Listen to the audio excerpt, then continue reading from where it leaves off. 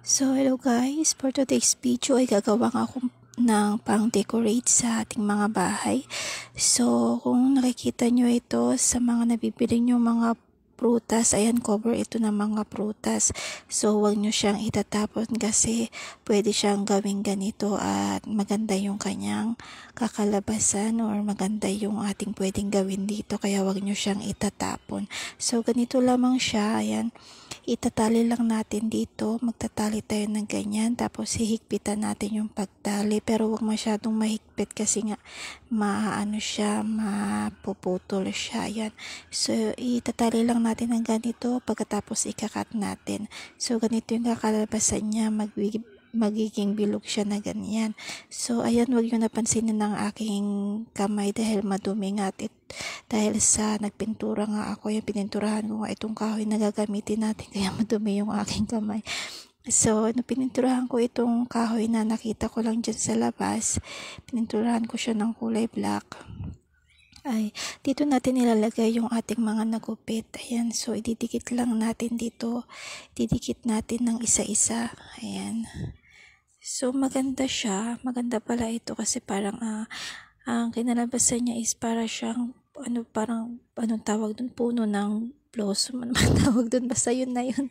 Sa may nakikita natin kasi ako na ganito yung puno na tawag dito, kulay pink yung kanyang mga dahon or bulaklak. So, naisip ko na ganito na lang yung aking gawin dahil sa naubusan na nga ako ng mga materyales. So, recycle muna tayo.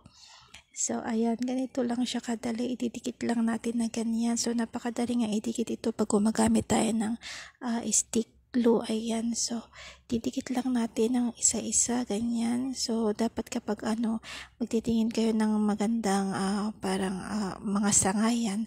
Yung mga sanga ng puno, ganyan, or halaman na medyo matigas yung kanyang mga sanga, pwede nating gamitin or gawin na ganito. So, maganda siya. So, ganyan lang yung gagawin natin. Ididikit natin ng ganito. Ayan. Lalagyan natin lahat ng kanya maliliit na sanga para medyo makapal siya kasi maganda kapag medyo makapal.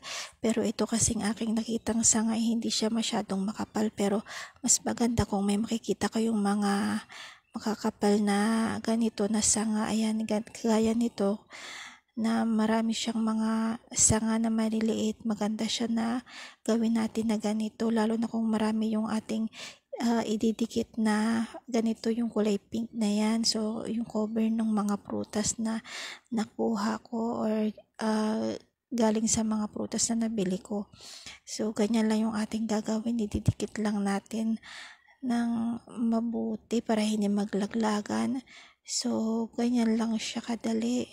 Didikit lang natin pagkatapos natin gupit-gupitin. Ganyan lang kadali yung ating gagawin at maganda nga ito kapag medyo makapal. So, yung sa akin, kaya sinabi ko hindi siya masyadong makapal pero okay na din siya, maganda naman.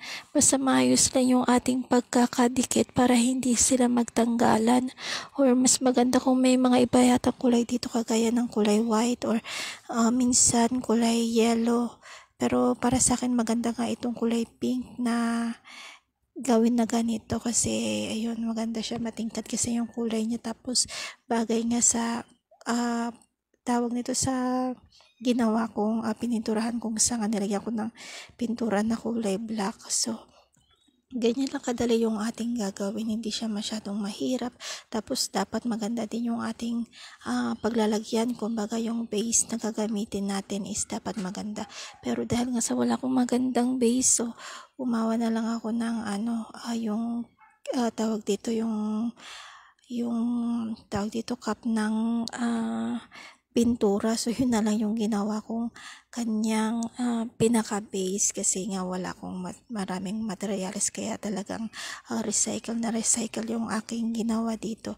So, ito na siya, natapos na ganito yung kinalabasan niya. Kagaya ng sinabi ko, dapat makapal sana pero hindi nga ako nakahanap ng medyo makapal na sanga, pero okay naman siya. Ito na yung kanyang kinalabasan. Ayan, so nakikita nyo yung natapos kong nagawa. So, ayan. Kikita nyo na napakaganda nga nito. Ayan siya. So, mas maganda ito kapag maganda yung background. Kaya lang hindi maganda yung background ko.